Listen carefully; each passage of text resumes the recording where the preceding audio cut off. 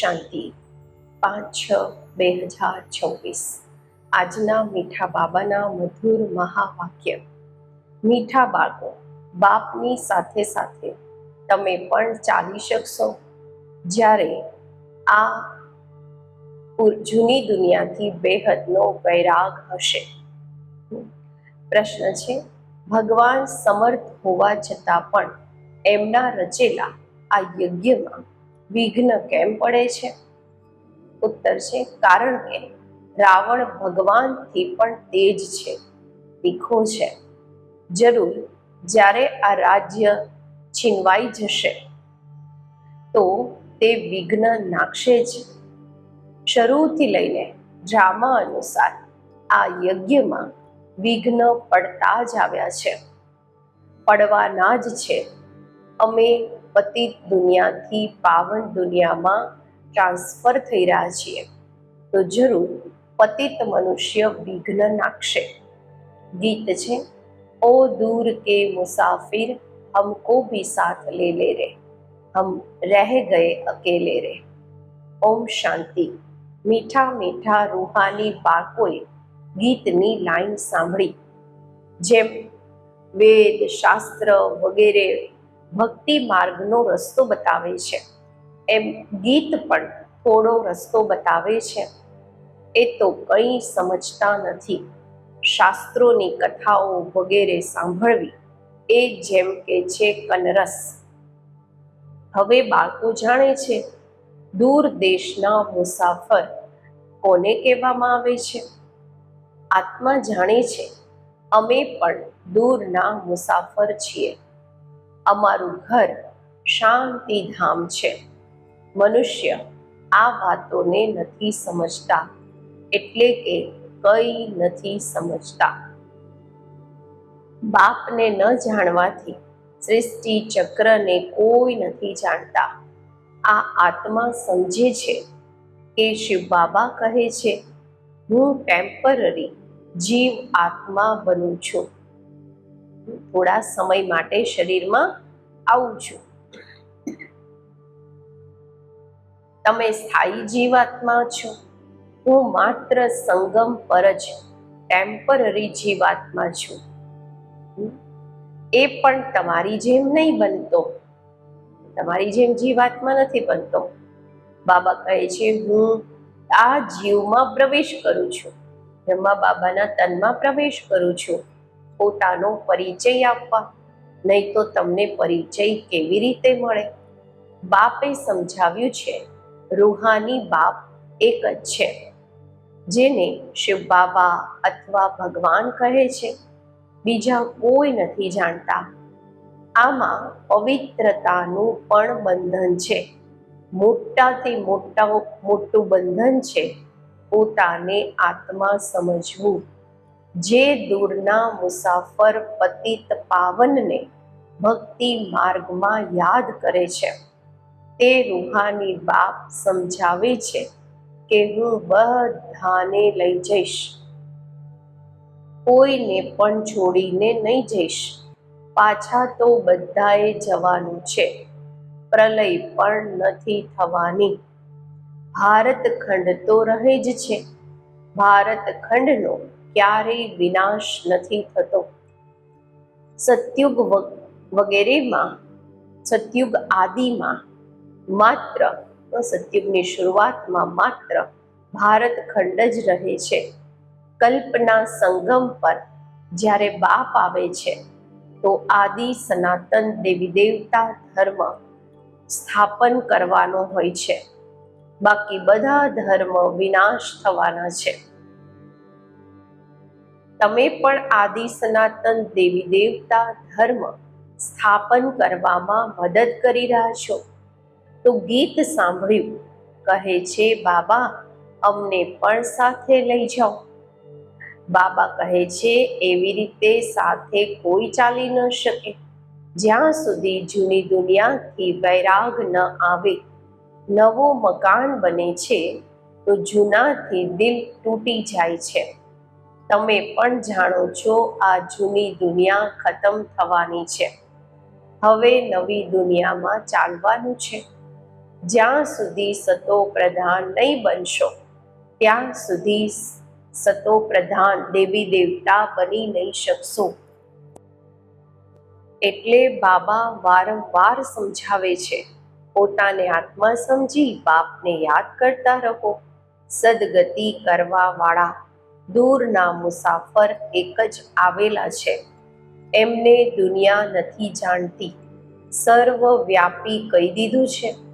અત્યારે તમે બાળકો નંબરવાર પુરુષાર્થ અનુસાર જાણો છો કે અમે શિવ બાબાની સંતાન છીએ. આવીએ પણ છીએ તો સમજે છે અમે બાપ દાદાની પાસે જઈએ છીએ. તો આ ફેમિલી થઈ ગઈ, પરિવાર થઈ ગયું. આ છે ઈશ્વરીય પરિવાર. કોઈને ઘણા બાળકો હોય છે તો મોટી પલટન થઈ જાય છે. શિવ બાબાના બાળકો જે આટલા બીકે ભાઈ બહેન છે, આ પણ મોટી પલટન થઈ જાય છે.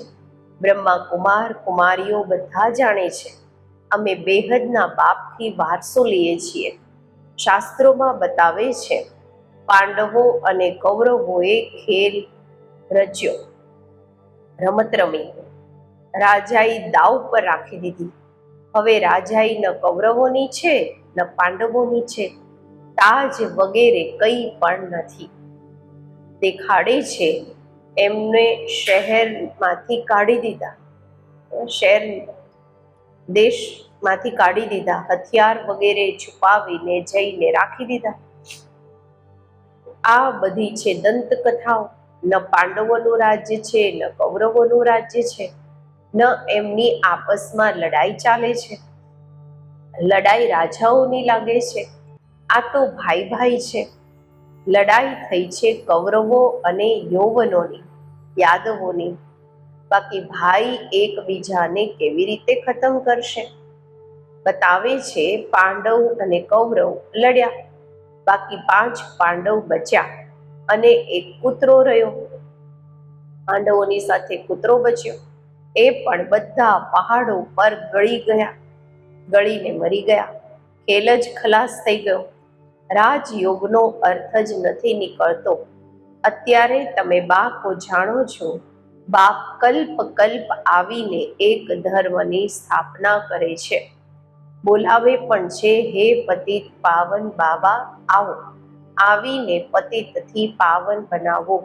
સતયુગમાં સૂર્યવંશી રાજધાની જ હોય છે. બ્રહ્મા દ્વારા વિષ્ણુપુરીની સ્થાપના થઈ રહી છે. અત્યારે બાપ આવ્યા છે તો એમના ડાયરેક્શન પર ચાલવાનું છે. કમળ પુષ્પ સમાન પવિત્ર રહેવાનું છે. કન્યાઓને તો નહીં કહેશે કે ગ્રહસ્થ વ્યવહારમાં રહીને કમળ ફૂલ સમાન રહો. એ તો છે જ પવિત્ર. આ ગ્રહસ્થીઓના માટે કહેવામાં આવે છે. કુમાર અને કુમારીઓને તો શાદી કરવી જ નહીં જોઈએ, લગ્ન જ નહીં કરવા જોઈએ, નહીં તો એ પણ ગ્રહસ્થી થઈ જશે. થોડા ગંધર્વી વિવાહનું નામ પણ છે. કોઈએ કર્યા છે, ગંધર્વી વિવાહ કર્યા છે. કન્યા પર માર પડે છે તો લાચારી હાલતમાં ગંધર્વી વિવાહ કરાવવામાં આવે છે. બંને જ્ઞાનમાં ચાલતા હોય અને બંધન હોય તો પછી બંનેના લગ્ન કરાવવામાં આવે છે. વાસ્તવમાં માર પણ સહન કરવું જોઈએ, પરંતુ અધરકુમારી નહીં બનવું જોઈએ. બાળ બ્રહ્મચારીનું નામ ખૂબ હોય છે. લગ્ન કર્યું તો હાફ પાર્ટનર થઈ ગયા. કુમારોને કહેવામાં આવે છે, તમે તો પવિત્ર રહો. ગ્રહસ્થ વ્યવહાર વાળાઓને કહેવામાં આવે છે, ગ્રહસ્થ વ્યવહારમાં રહેતા કમળ ફૂલની સમાન બનો. એમની જ મહેનત હોય છે. લગ્ન ન કરવાથી બંધન નહીં રહેશે. કન્યાને તો ભણવાનું છે અને જ્ઞાનમાં ખૂબ મજબૂત રહેવાનું છે. નાની કુમારીઓ જે સગીર છે એમને તો અમે લઈ નથી શકતા. જેની ઉંમર 18 વર્ષથી ઓછી છે, બાબા કહે છે એમને લઈ નથી શકતા, તે પોતાના ઘરમાં રહીને ભણી શકે છે. માતા પિતા જ્ઞાનમાં આવે તો સગીરને લઈ શકે છે. આ તો સ્કૂલની સ્કૂલ છે, ઘરનું ઘર છે અને સત્સંગનો સત્સંગ. સત એટલે કે એક બાપ જેના માટે જ કહે છે ઓ દૂર કે મુસાફિર, આત્મા ગોરી બને છે. બાપ કહે છે હું મુસાફર સદા ગોરો જ રહું છું, પ્યુરિટીમાં રહેવા વાળો છું. બાબા સદા પવિત્ર છે. હું આવીને બધી આત્માઓને પવિત્ર ગોરા બનાવું છું. બીજા તો કોઈ એવા મુસાફિર છે નહીં. બાપ સમજાવે છે હું આવ્યો છું રાવણ રાજ્યમાં. આ શરીર પણ પારકું છે. તમારી આત્મા કહેશે આ અમારું શરીર છે. બાબા કહેશે આ અમારું શરીર નથી, આ આમનું શરીર છે. આ પતિત શરીર અમારું નથી, આવે જ છે આમના અનેક જન્મોના અંતના જન્મમાં. જે નંબર 1 પાવન હતા તે જ નંબર લાસ્ટ એટલે કે અંત જન્મમાં વિકારી બને છે. પહેલો નંબર 16 કળા સંપૂર્ણ હતા, અત્યારે કોઈ કળા નથી રહી. પતિત તો બધા છે જ. તો બાપ દૂરદેશના મુસાફર થયા ને. તમે આત્માઓ પણ મુસાફર છો, અહીંયા આવીને પાર્ટ ભજવો છો. આ સૃષ્ટિ ચક્રને કોઈ નથી જાણતા. ભલે કોઈ કેટલા પણ શાસ્ત્ર વગેરે ભણ્યા હોય, વાંચ્યા હોય, પરંતુ આ જ્ઞાન કોઈ નથી આપી શકતું. બાપ સમજાવે છે હું આ તનમાં પ્રવેશ કરી આ આત્માઓને જ્ઞાન આપું છું. એ તો મનુષ્યને શાસ્ત્રોનું જ્ઞાન આપે છે. તે થઈ ગયા ભગત. સદગતિ દાતા તો એક જ છે, એ જ જ્ઞાનના સાગર છે. એમને ન જાણવાના કારણે દેહ અભિમાન આવી જાય છે. તે કોઈ આ તો સમજતા નથી કે પોતાને આત્મા નિશ્ચય કરો. આત્મા ભણે છે, આ કોઈ સમજાવતા નથી, કારણ કે દેહ અભિમાન છે. અત્યારે દૂરના મુસાફર તો શિવ બાબાને જ કહેશું. તમે જાણો છો અમે 84 જન્મનું ચક્કર લગાવી ચૂક્યા છીએ. બાપ કહે છે 5000 વર્ષ પહેલા પણ સમજાવ્યું હતું કે બાળકો તમે પોતાના જન્મોને નથી જાણતા, હું જાણું છું. ગીતામાં લોટમાં મીઠાની જેમ કંઈક છે. લોટમાં મીઠું કેટલું હોય એટલું જ સત્ય વાતો છે. એ જ ગીતા એપિસોડ, એ જ મહાભારતની લડાઈ, એ જ મન્મના ભવ મધ્યાજી ભવનું જ્ઞાન છે. માં મેકમ યાદ કરો. લડાઈ પણ બરોબર લાગે છે. પાંડવોની વિજય થઈ. વિજય માળા વિષ્ણુની ગાવામાં આવી છે. શાસ્ત્રોમાં તો બતાવ્યું છે પાંડવ ગળીને મર્યા, પછી માળા ક્યાંથી બની?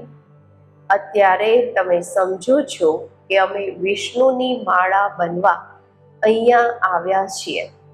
ઉપરમાં છે પતિત પાવન બાપ, એમનું યાદગાર જોઈએ ને. ભક્તિ માર્ગમાં યાદગાર ગાવામાં આવે છે.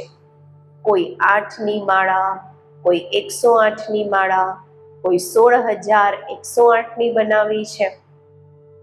ગાય છે ચડતી કળા તેરે ભાને સર્વ કા ભલા. આપણે ચડીશું તો દુનિયાની બધી આત્માઓનું ભલું થઈ જશે. અત્યારે તમે જાણો છો અમારી ચડતી કળા છે. અમે ચાલી જઈશું પોતાના સુખધામ, પછી અમે ત્યાંથી નીચે કેવી રીતે ઉતરીએ છીએ, 84 જન્મ કેવી રીતે લઈએ છીએ, આ આખું જ્ઞાન તમારી બુદ્ધિમાં છે. તે જ્ઞાન ભૂલવું નહીં જોઈએ. અમારા બધા દુઃખ દૂર કરવા શ્રાપ મટાડવા, સુખનો વારસો આપવા બાપ આવ્યા છે. રાવણના શ્રાપથી બધાને દુઃખ થાય છે, તો ત્યારે બાપને અને વારસાને યાદ કરવાના છે. તમે જાણો છો, અમે સૂર્યવંશીઓએ ભારતમાં રાજ્ય કર્યું. ભારતમાં જ શિવ બાબા આવે છે. ભારત જ સ્વર્ગ હતું. આ વારંવાર બુદ્ધિમાં યાદ કરવું પડે. જેમણે 84નું ચક્ર નહીં ખાધું હશે એ ન ધારણા કરશે અને નહીં કરાવશે. એના માટે સમજવામાં આવશે કે એમણે 84 જન્મ નથી લીધા. આ મોડેથી આવે છે, સ્વર્ગમાં નથી આવતા. પહેલા જાણવું તો સારું છે ને. નવા મકાનમાં પહેલા પોતે રહે છે, પછી ભાડા પર ચડાવે છે, તો તે પછી સેકન્ડ હેન્ડ થયું ને. ભાડા પર ચડાવ્યું એટલે બીજાનું વાપરેલું થયું ને. સતયુગ છે નવી દુનિયા, ત્રેતા સેકન્ડ હેન્ડ કહીશું. તો અત્યારે બુદ્ધિમાં આવે છે અમે સ્વર્ગ નવી દુનિયામાં જઈએ. પુરુષાર્થ કરવાનો છે, પ્રજા પણ બનતી જશે. તમને ખબર પડતી જશે કે માળામાં કોણ કોણ પરોવાઈ શકે છે. જો કોઈને સીધું કહેવામાં આવે કે તમે નહીં આવશો તો હાર્ટ ફેલ થઈ જશે. એટલે કહેવામાં આવે છે કે પુરુષાર્થ કરો, પોતાની તપાસ કરો કે અમારો બુદ્ધિયોગ ભટકતો તો નથી. તમારું શિવ બાબાથી કેટલો લવ થતો જાય છે, પ્યાર થતો જાય છે. કહે પણ છે અમે બાપ દાદાની પાસે જઈએ છીએ. શિવ બાબાથી દાદા દ્વારા વારસો લેવા જાય છે. એવા બાબાની પાસે તો ઘણી વાર જઈએ, પરંતુ ગ્રહસ્થ વ્યવહાર પણ સંભાળવાનો છે. ભલે ખૂબ ધનવાન છે, પરંતુ એટલો સમય નથી, પૂરો નિશ્ચય નથી. નહીં તો મહિના 2 મહિના પછી આવીને રિફ્રેશ થઈ શકે છે. એમને વારંવાર કશિશ થશે, આકર્ષણ થશે. સોય પર કાટ લાગેલો હોય છે તો ચુંબક એટલું ખેંચાતું નથી, નો ચુંબક એને ખેંચતો નથી. જેમનો પૂરો યોગ હશે એમને ઝટ કશિશ થશે. ભાગીને આવીએ તો જેટલી કાટ ઉતરતો જશે એટલું આકર્ષણ થશે, ખેંચાણ થશે. અમે ચુંબકને મળીએ.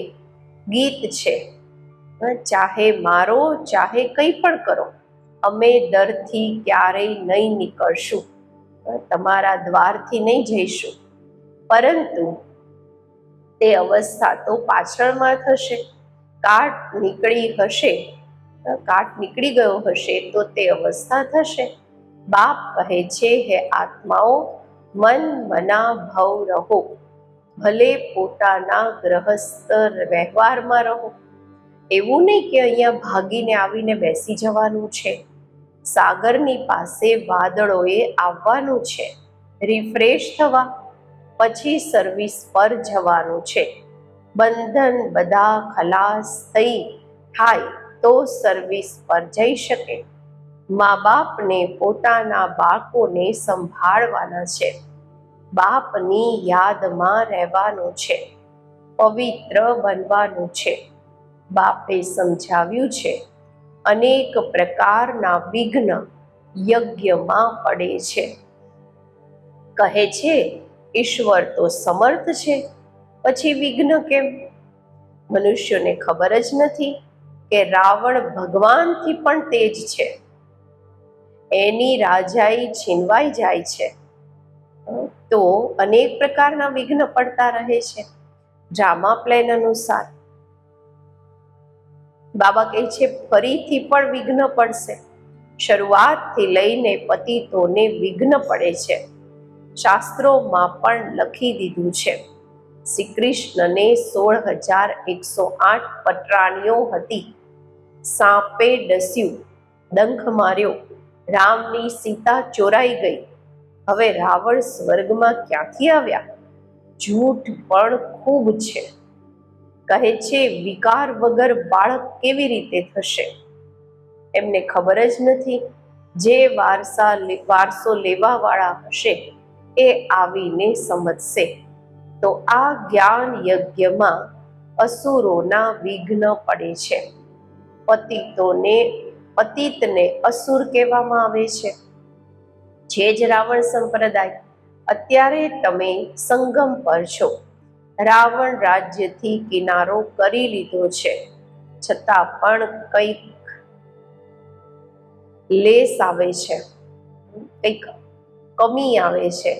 આ બુદ્ધિમાં જ્ઞાન છે કે અમે જઈ રહ્યા છીએ, બેઠા તો અહીંયા જ છે.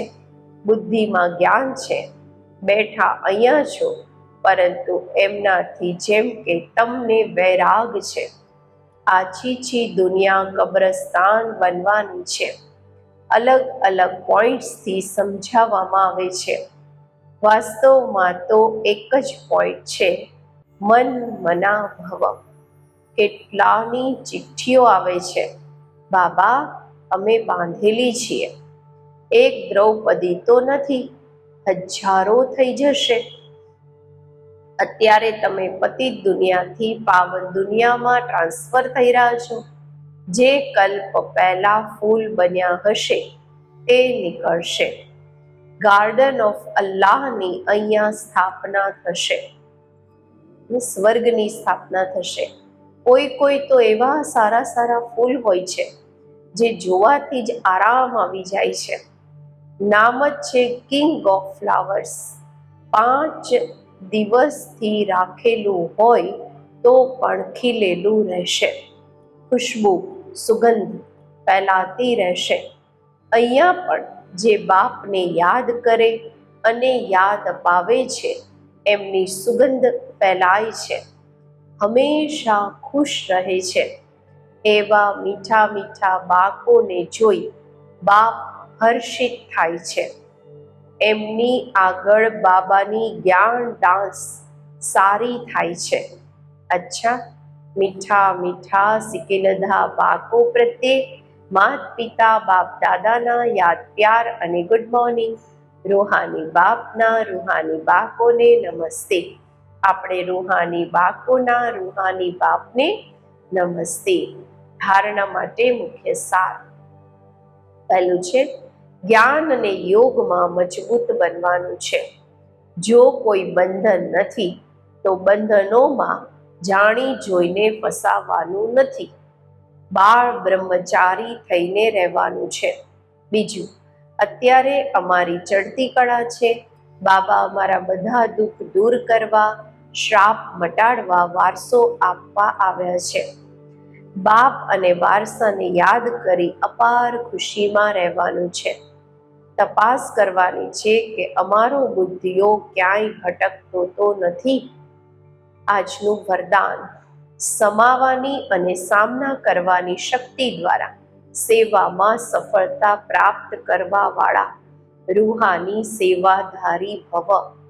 રૂહાની સેવાધારીઓને સેવાના સિવાય કંઈ પણ સૂઝતું નથી. તે મનસા વાચા કર્મણા સેવાથી, સર્વિસથી એક સેકન્ડ પણ રેસ્ટ નથી લેતા, એટલે બેસ્ટ બની જાય છે. તે સેવાઓમાં સફળતા પ્રાપ્ત કરવાના માટે સદા આ યાદ રાખે છે કે સમાવાનું અને સામનો કરવાનો આ અમારું નિશાનું છે. તે પોતાના જૂના સંસ્કારોને સમાવે છે અને સામનો માયાથી કરે છે, નહીં કે દેવી પરિવારથી. એવા બાળકો જે નોલેજફુલની સાથે સાથે પાવરફુલ પણ છે, એમને જ કહેવામાં આવે છે રૂહાની સેવાધારી. સ્લોગન છે, નાની વાતને મોટી નહીં કરો, વાતાવરણને શક્તિશાળી બનાવો. અવ્યક્ત ઇશારા, સદા હર્ષિત રહેવા માટે પોતાની નેચરને સરળ બનાવો, સહનશીલ બનો. દુનિયામાં લોકો જીવતા હોય છે પણ જીવતા હોવા છતાં પણ ના ઉમીદીની ચિતા પર બેસેલા હોય છે એવી આત્માઓને મરજીવા બનાવો. નવા જીવનનું દાન આપો. પોતાના ખુશનસીબ હર્ષિત મુખ ચહેરા દ્વારા એમને માનવ જીવન જીવતા શીખવો. તમને જોઈને એમનામાં હિંમત, ઉમંગ, ઉત્સાહ આવી જાય. એના માટે પોતાના સ્વભાવને સરળ બનાવો અને સદા કમળ સમાન સ્થિતિના આસન પર ડબલ લાઇટ સ્થિતિમાં સ્થિત રહો. ઓમ શાંતિ.